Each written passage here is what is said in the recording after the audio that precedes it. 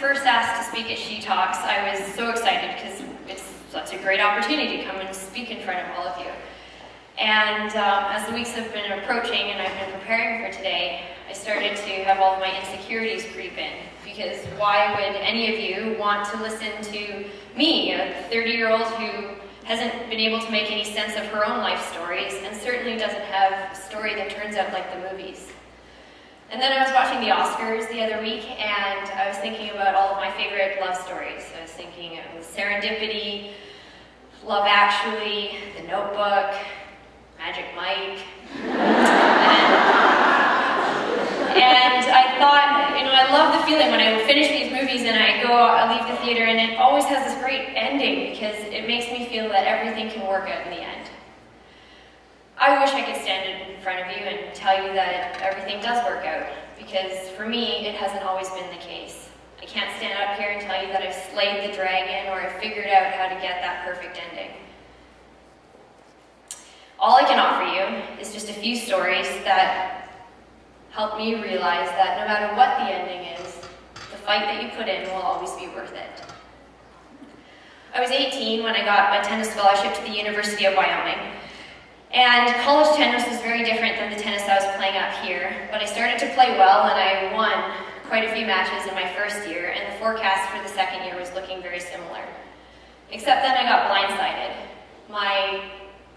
We were at the University of Wyoming at the University of Nebraska. It was an away match, and I was sweating from my pre-match warm-up, and we all circled around my coach, and she was reading out the lineup for the day, and I was waiting for her to call the position I normally played. Except my name was never called. I was so hurt, and when I asked my coach, why am I not on the lineup today? And she said some explanation that it was because there's a better matchup for the team that we were playing. So while hurt, I sat on the sidelines and I cheered my team on, but all I could think about is that I had to work harder. And I worked so much harder. I went for runs and I went for extra runs after workout again, and I practiced my volleys until my hands were blistered and they were bleeding. But 2 weeks later, we were playing against Texas, and the coach read out the lineups and she said everyone else's name but mine. This happened for a few months, and the confident person that I was when I showed up to Wyoming in my first year, I was a shell of that person now. I decided to leave because if I didn't leave, Wyoming would have beaten me. And I didn't really know much about myself anymore as I was leaving, but I did know that I had given it my all and I had fought my hardest to be on that team. When I got back to Vancouver, I realized that, well, home is where my heart is, and my heart was with Chad. Chad was this handsome, very generous guy, and he walked with a swagger and is one of the best tennis players in the province. And despite our 9-year age difference and my dad's subtle or not so subtle stare downs he used to give him when he picked me up on his motorcycle, Chad and I fell madly in love. And like every relationship, it all had its ups and downs. But our downs were a little bit different because Chad had an incurable blood cancer. Cancer would come into our lives, ebbs and flows, but when it did, it came in like a mistress, and it took all of the attention away from our relationship and made us focus on his health. We were spending Christmas in the hospital one year, and I was noticeably exhausted one morning when I met my friend for my 6 a.m. run.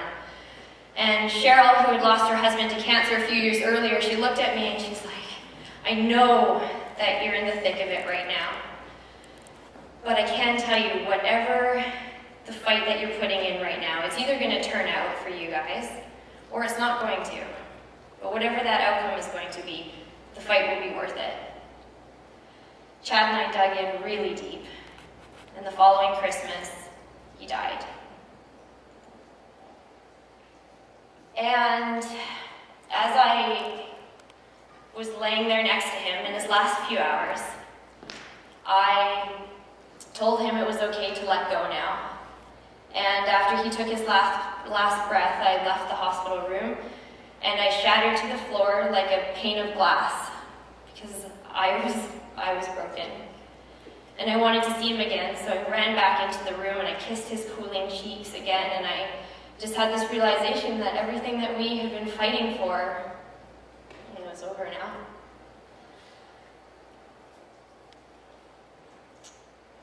A couple months after Chad died, I was going through a garbage bag in our house and cleaning through a few things, and I found a diary he had kept when he was first diagnosed when he was 26.